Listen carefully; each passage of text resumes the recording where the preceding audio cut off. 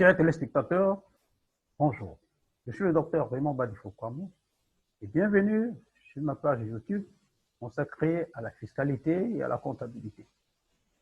Dans cette page, je vais vous faire une série de leçons sur l'analyse et la comptabilisation en WADA IFRS, les impôts et taxes dans les pays de la zone WADA. La première leçon concerne la taxe sur la valeur ajoutée. Nous allons commencer par la définition. La taxe sur la valeur ajoutée est un impôt indirect sur la consommation. C'est un type d'impôt récent, inventé dans les années 1950 pour remplacer les impôts sur la consommation. Taxe sur le prix de vente payé par les consommateurs, ce qui revient à la taxe sur les chiffres d'affaires des entreprises.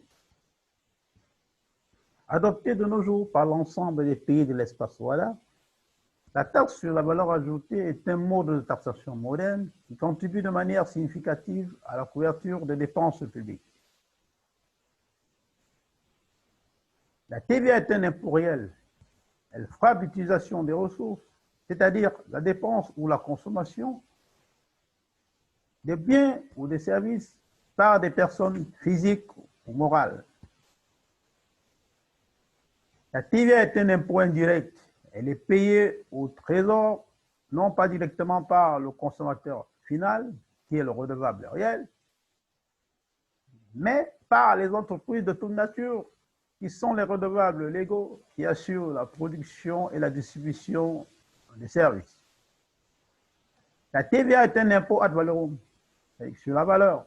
Elle est perçue en proportion de la valeur des biens ou des services et non en référence au volume ou à la quantité.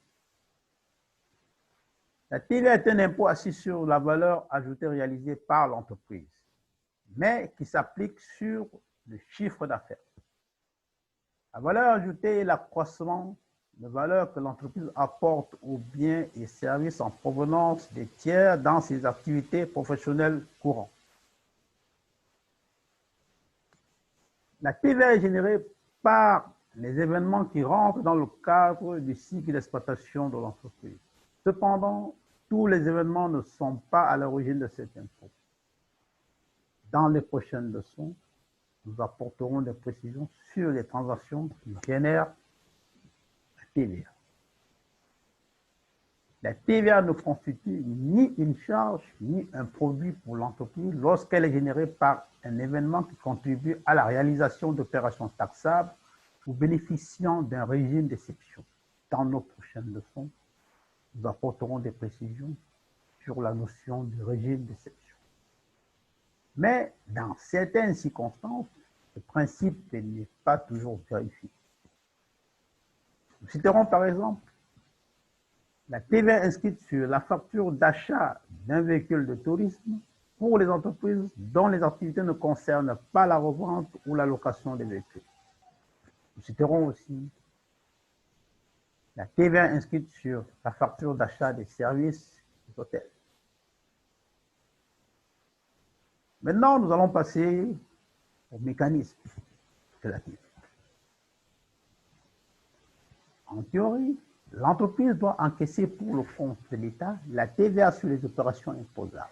A contrario, elle doit payer la TVA incluse dans les prix de ses achats de matières, fournitures, marchandises, services et acquisitions d'immobilisation. La TVA sur les opérations imposables représente une dette de l'entreprise vis-à-vis de l'État et est appelée TVA collective. Il est important de noter que la TVA pour le compte des tiers représente aussi une dette de l'entreprise vis-à-vis de l'État. Dans nos prochaines leçons, nous apporterons des précisions sur la notion de TVA pour le compte des tiers. La TVA sur les achats de matières, fournitures, marchandises, services et acquisitions d'immobilisation est appelée TVA récupérable car elle représente une créance de l'entreprise sur l'État. Elle est en effet déductible sous réserve de certaines conditions et exclusions fixées par la législation propre à chaque pays. Alors, Ce que nous disons, c'est qu'elle est déductible de la TVA que l'entreprise collecte pour l'État. Périodiquement, tous les mois au minimum, l'entreprise assujettie doit procéder au calcul de sa position vis-à-vis de l'État en matière de TVA. Plusieurs cas peuvent alors se produire. Le premier cas, l'entreprise a collecté la TVA, mais cette TVA est supérieure à la TVA récupérable. Donc, l'entreprise doit payer la différence à l'État. On parle alors de TVA à décaisser ou TVA due. Le cas suivant, la TVA collectée est inférieure à la TVA récupérable. L'entreprise doit réclamer la différence à l'État. On parle de crédit de TVA. Le cas qui suit, la TVA collectée est égale à la TVA récupérable. Il n'y a ni dette ni créance sur l'État. Le cas suivant, la TVA pour le compte des tiers est récupérable les mois qui suivent celui de la déclaration. L'entreprise doit payer la TVA avant de récupérer lorsque les conditions de déduction sont remplies. Cas suivant, la TVA pour le compte des tiers est récupérable au cours du même mois. Là, il n'y a ni dette ni créance sur l'État. Et le dernier cas, la TVA pour le compte des tiers n'est pas récupérable. L'entreprise doit payer la TVA due.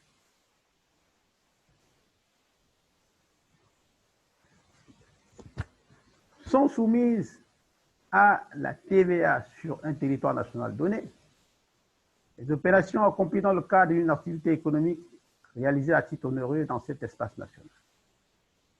Le caractère onéreux signifie que l'opération comporte une contrepartie. La TVA collectée sur le territoire où les biens sont mis à la consommation, où les services sont rendus ou utilisés, quel que soit le lieu de résidence du client. Le territoire national au sens de la TVA peut s'étendre hors des frontières nationales puisque la loi reconnaît à certaines opérations effectuées à l'étranger la qualité d'opération rattachée à la juridiction fiscale nationale. C'est le cas des opérations suivantes. Les importations faites selon les prescriptions des articles 251 et 254 de l'acte uniforme OHADA relatif au droit commercial général. Le cas de l'utilisation ou l'exploitation sur un territoire national donné des services fournis par un prestataire domicilié à l'étranger. C'est aussi le cas de la réalisation sur un territoire national donné des services commandés par un client domicilié à l'étranger.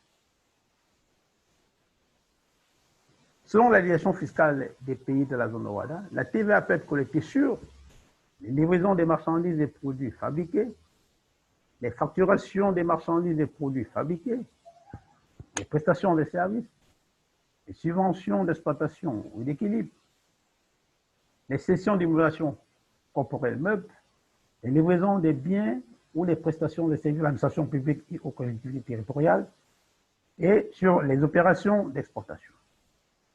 Alors, la suite de cette leçon sera pour la semaine prochaine, mais pour vos questions, nous vous prions de bien vouloir rejoindre le forum au contact WhatsApp que vous voyez affiché là. Nous vous remercions pour votre attention.